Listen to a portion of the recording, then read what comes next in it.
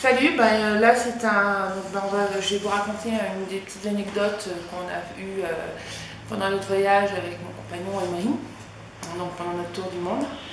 On est parti en Namibie, on a loué un gros 4x4 pour pouvoir vadrouiller vraiment. Et on s'est perdu, j'ai envie de dire, en pays Mba, donc vraiment au nord de la Namibie, où les peuples vivent comme ils vivaient il y a 2000 ans. Et on a réussi, avec de la chance, Emery a réussi à trouver un traducteur pour qu'on puisse se balader vraiment et aller dans un village Mba et rencontrer des gens de ce peuple. Et on a passé une petite journée avec eux. Donc on a été accueillis dans le village d'abord par les femmes. Et on a mangé avec eux. Bon, là, j'avoue, c'était un peu difficile quand même, parce que c'est un peuple qui vit comme autrefois, donc avec des peaux de chèvres et de vaches pour s'habiller. Le seul ustensile moderne de cuisine qu'il y avait était un espèce de chaudron. La cuillère était une branche de bois.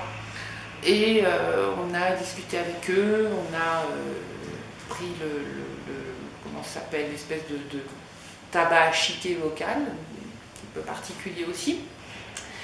Et on a discuté des relations hommes-femmes. Et là, ça a été vraiment rigolo parce que avec Emery, on est ensemble depuis 10 ans, mais on n'est pas mariés, mais on a essayé d'expliquer que même si on n'était pas mariés, il y avait quand même des histoires de fidélité dans notre société européenne. Et ces femmes Mba étaient là à dire non mais ça va pas vos histoires de fidélité, c'est quoi, ça veut dire que si le mec il est pas bon ou pieux, je peux pas aller voir ailleurs. Enfin, ça a été assez rigolo d'essayer de comprendre comment elles fonctionnaient parce qu'ils ont leur mariage officiel.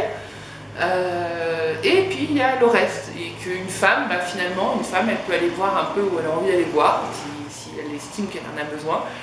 Les hommes peuvent aussi faire ce qu'ils veulent des femmes, donc voilà, s'il y a un chef de village d'un autre village qui vient, le chef du village va offrir sa femme aussi pour la nuit. Donc ça a été assez épique et assez drôle de discuter et d'essayer de faire passer chacun nos valeurs. Elle qui était définitivement et catégoriquement contre la fidélité, et puis et en même temps ce côté extrêmement sérieux du mariage. C'est un pays, c'est un peuple, quand deux jeunes s'aiment, ils ne le disent pas, parce que s'ils le disent, ils vont être séparés par des milliers de kilomètres, ou en tout cas des centaines de kilomètres. Donc c'était assez rigolo, entre ce moment de vie complètement hors du temps. Les seuls ustensiles étaient donc ce fameux chaudron, et puis il y avait quelques espèces de restes de Tupperware de plastique.